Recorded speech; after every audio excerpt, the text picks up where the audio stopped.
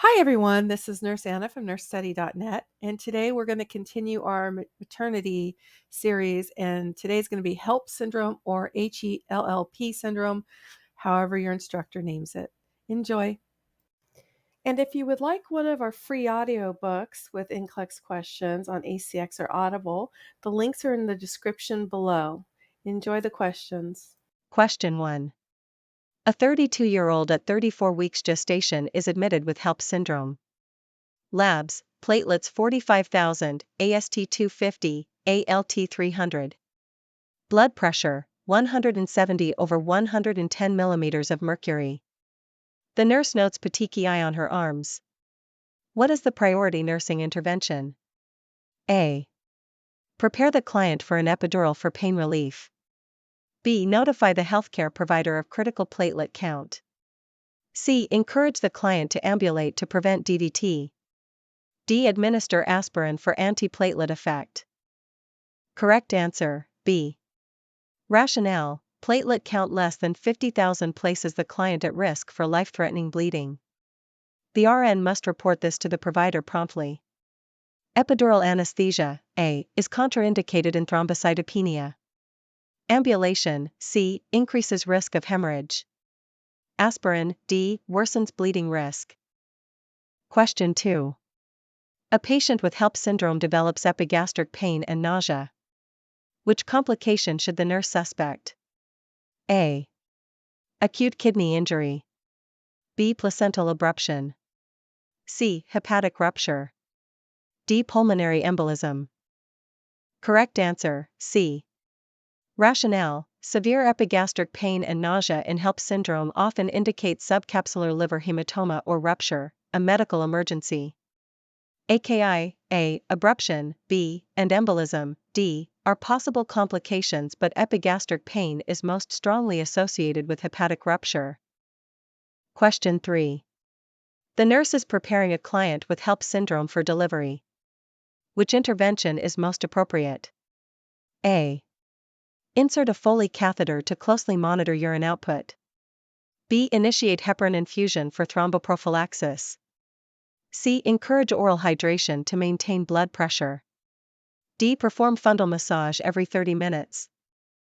Correct answer, A. Rationale: Foley catheter placement allows for accurate urine output monitoring, which reflects renal perfusion. Heparin, B, is contraindicated due to low platelets. Oral fluids, C, are not reliable for acute stabilization.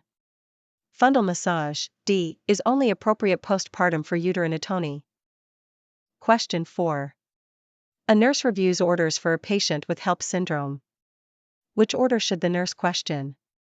A. Type in crossmatch for blood products. B. Magnesium sulfate infusion. C. IM injection of vitamin K. D. Bed rest with seizure precautions. Correct answer, C.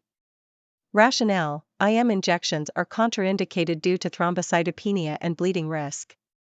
Blood product preparation, A, magnesium, B, to prevent seizures, and seizure precautions, D, are appropriate.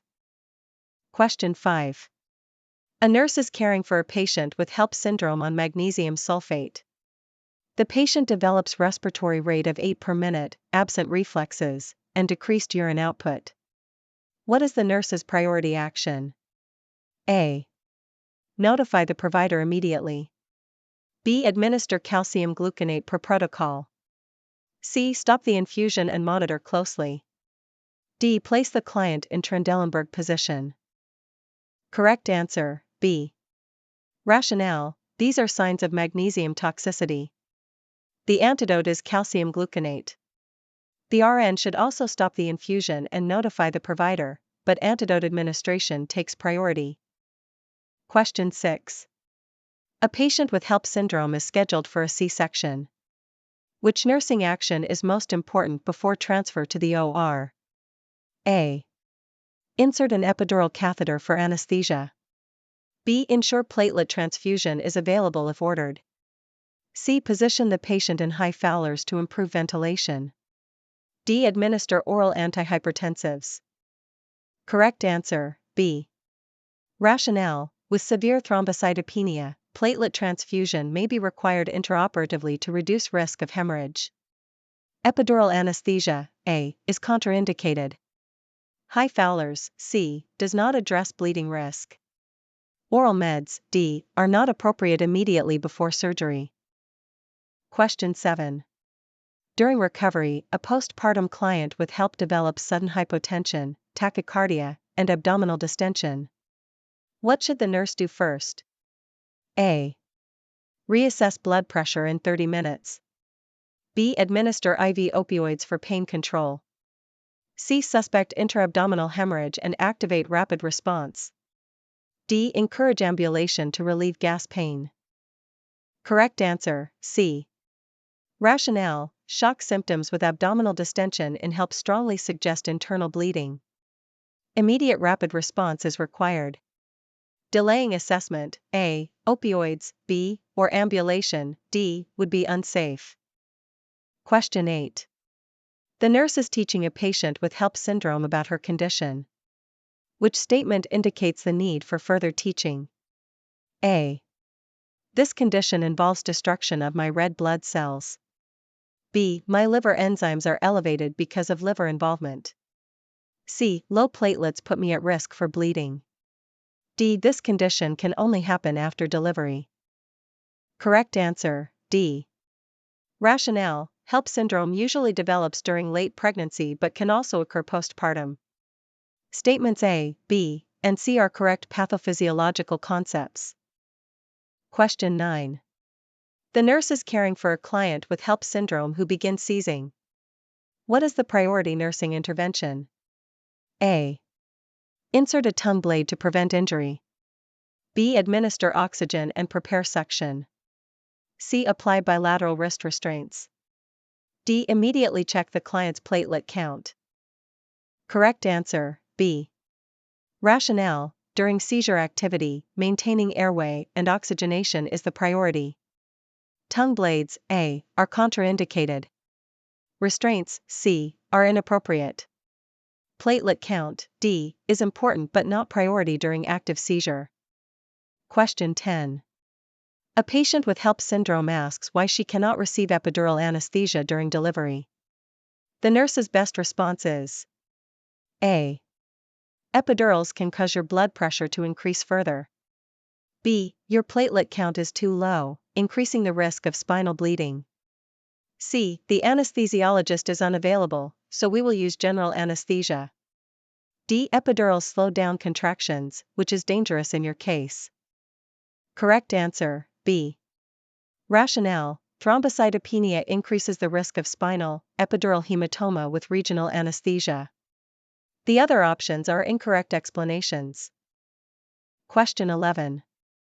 A client with HELLP syndrome has urine output of 15 milliliters per hour for the past 3 hours. Which action should the nurse take first? A. Increase IV fluids rapidly. B. Assess for signs of pulmonary edema. C. Prepare to administer IV furosemide.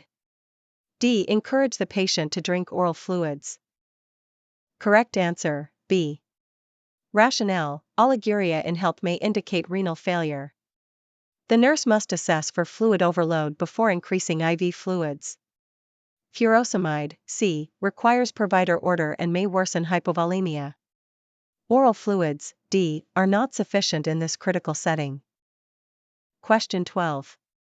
The nurse reviews lab results of a client with HELLP syndrome: hemoglobin 7.8 grams per deciliter, HCT 23%, platelets 28,000.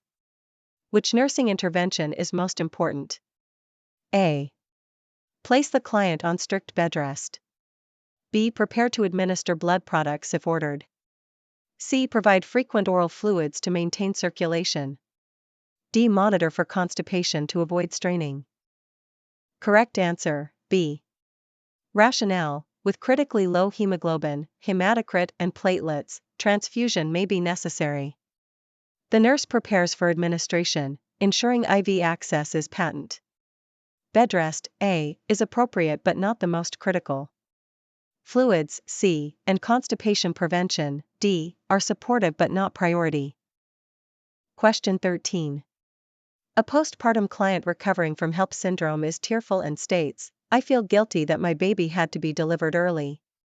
What is the nurse's best response? A. Don't worry, many babies born early do just fine. B. Tell me more about how you are feeling right now.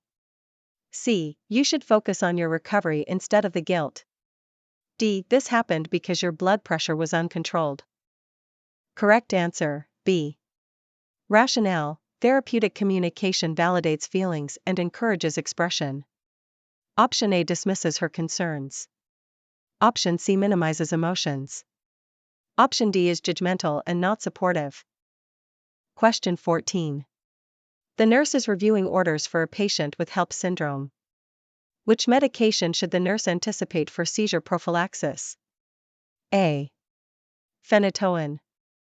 B. Lorazepam. C. Magnesium sulfate. D. Diazepam. Correct answer, C. Rationale: magnesium sulfate is the drug of choice for seizure prevention in preeclampsia, HELP. Phenytoin and benzodiazepines may be used if magnesium fails but are not first line. Question 15. A patient with HELLP syndrome is at risk for disseminated intravascular coagulation, DIC. Which finding would support this complication? A. Hematocrit 45%. B. Oozing blood from IV sites.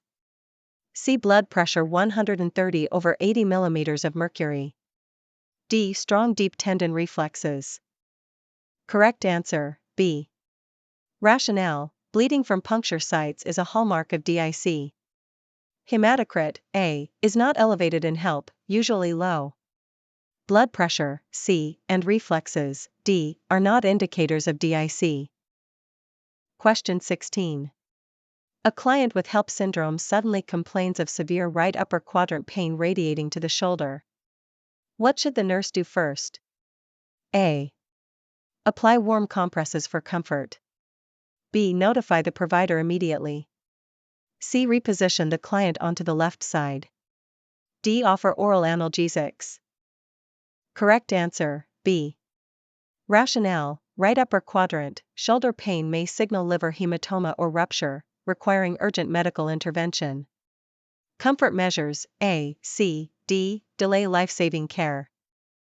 Question 17. The nurse is caring for a client with HELP syndrome. Which assessment finding requires immediate intervention? A. Blood pressure 150/95 mm of mercury. B. Platelets 75,000. CO2 saturation 85% on room air. D. Hemoglobin 10.2 grams per deciliter. Correct answer, C. Rationale: hypoxemia, SpO2 85%, indicates respiratory compromise and takes priority over hypertension, A, thrombocytopenia, B, or mild anemia, D. Question 18. A client with HELP syndrome is receiving magnesium sulfate. Which nursing assessment should be reported immediately? A. Urine output 40 milliliters per hour. B. Respiratory rate 10 per minute. C. Diminished deep tendon reflexes. D. Patient reports flushing and warmth. Correct answer, B. Rationale: a respiratory rate less than 12 is a critical sign of magnesium toxicity. Decreased reflexes, C, also suggest toxicity but airway/breathing takes priority. Flushing, D, is a common side effect. Question 19. The nurse is caring for a woman with HELP syndrome who is scheduled for induction of labor. Which nursing action is most important? A.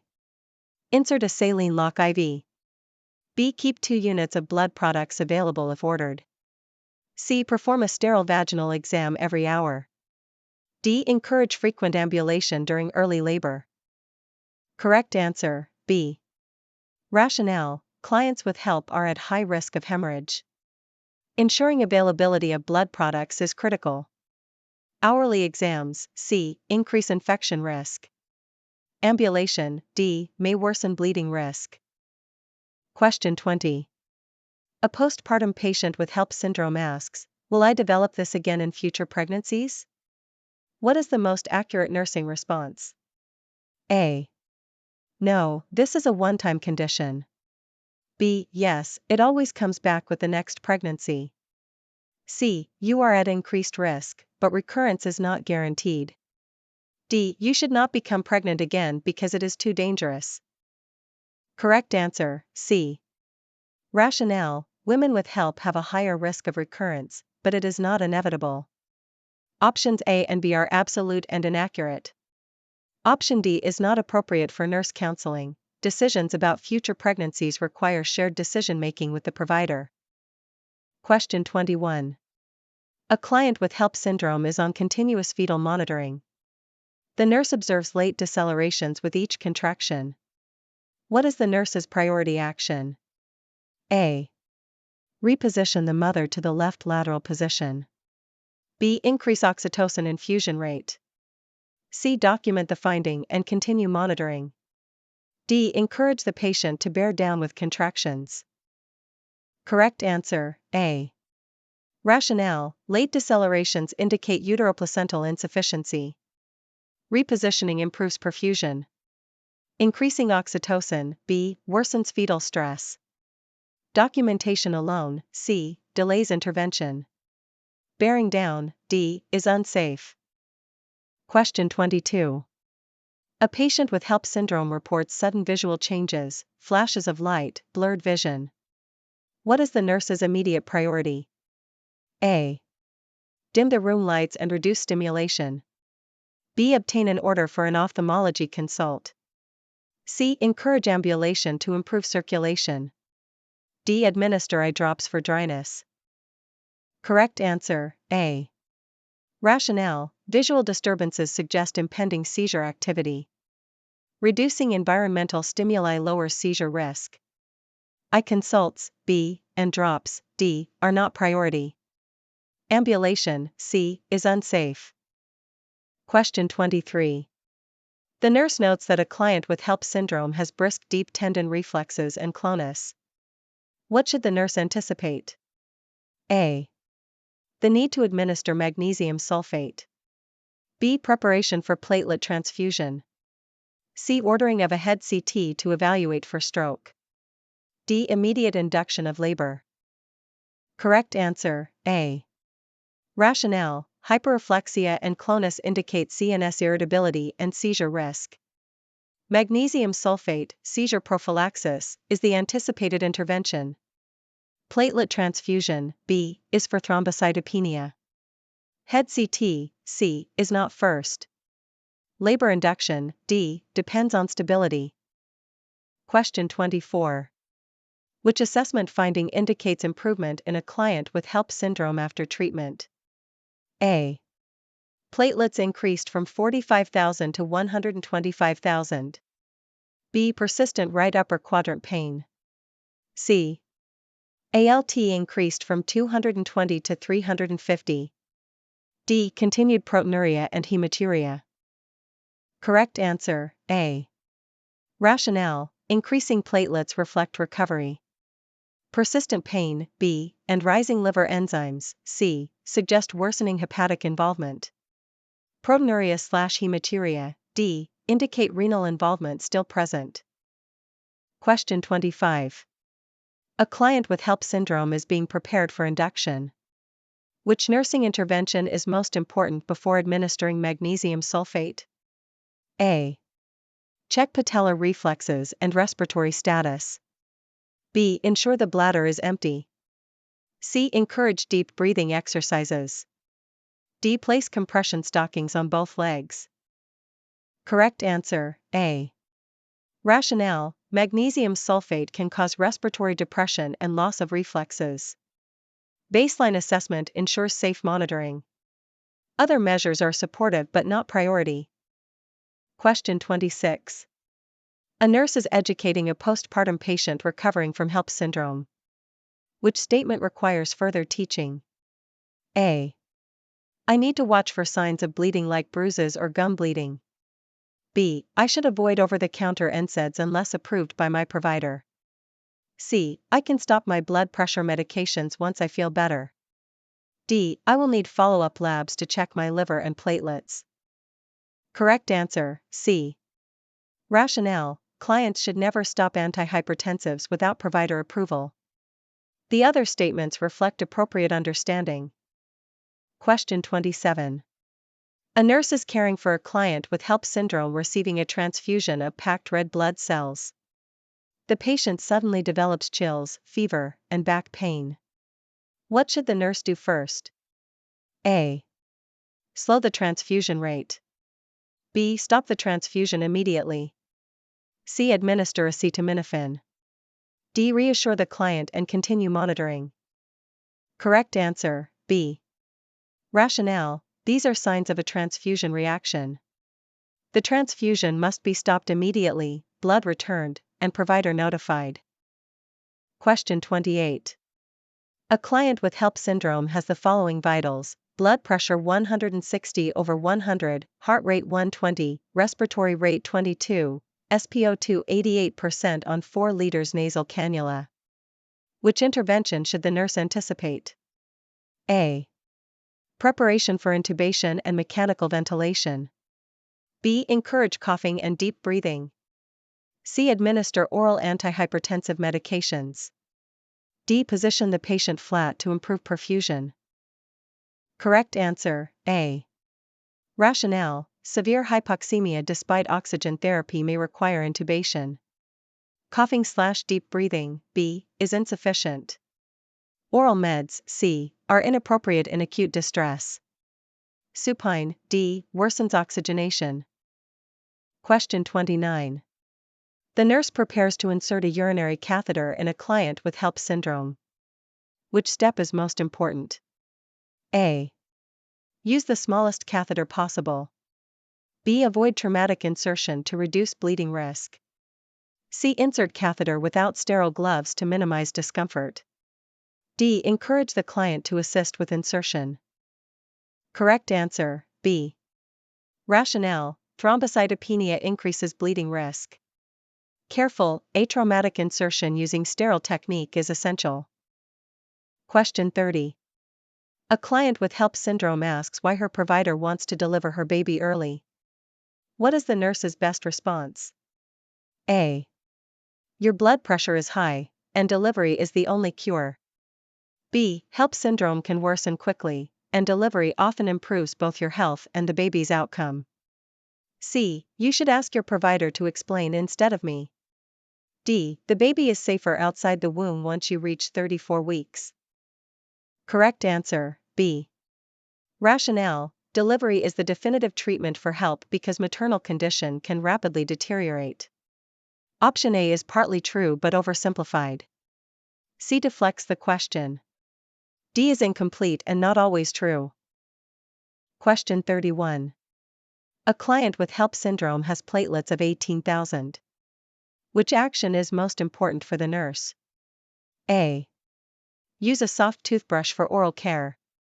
B. Avoid venipuncture unless absolutely necessary. C. Administer stool softeners as ordered. D. Monitor intake and output closely. Correct answer, B. Rationale: with platelets this low, bleeding risk is extreme. Minimizing invasive procedures like venipuncture is critical. Soft toothbrush, A, and stool softeners, C, are helpful, but prevention of unnecessary trauma, B, is priority. Question 32. The nurse is reviewing labs of a patient with HELLP syndrome, platelets 40,000, AST 320, ALT 300. Which finding requires immediate intervention? A. Complaints of headache and blurred vision. B. Mild ankle edema. C. Hemoglobin 11.0 grams per deciliter. D. Blood pressure 140/90 millimeters of mercury. Correct answer, A. Rationale: headache and blurred vision indicate CNS irritability and risk for seizure. Edema, B, and mild anemia, C, are expected findings. Blood pressure, D, is elevated but not critical compared to seizure risk. Question 33. The nurse is teaching a client with HELLP syndrome about seizure precautions. Which statement indicates correct understanding? A. I will keep my call light within reach at all times. B. If I feel dizzy, I should walk to the bathroom quickly. C. My family can hold me down if I start to shake. D. I should avoid using the side rails because they may hurt me. Correct answer, A. Rationale: having the call light ensures quick access to help. Walking, B, increases risk for falls. Restraining during seizures, C, is dangerous. Side rails with padding, D, are necessary for safety. Question 34. A client with HELLP syndrome suddenly becomes restless, diaphoretic, and has O2 saturation of 82%. The nurse auscultates crackles bilaterally. What complication should the nurse suspect? A. Pulmonary embolism. B. Pulmonary edema. C. Pleural effusion. D. Pneumothorax. Correct answer, B. Rationale: crackles, hypoxemia, and restlessness point to pulmonary edema, a complication of fluid overload or severe preeclampsia. Embolism, A, causes sudden chest pain, effusion, C, causes decreased breath sounds, and pneumothorax, D, causes unilateral absence of breath sounds. Question 35. The nurse is reviewing provider orders for a client with HELLP syndrome. Which order is unsafe and should be questioned? A. Bed rest with side-lying position. B. Frequent neuro checks every 2 hours. C. IM injection of iron for anemia. D. Continuous fetal monitoring. Correct answer, C. Rationale: IM injections increase bleeding risk and thrombocytopenia. Bed rest, neuro checks, and fetal monitoring are appropriate interventions.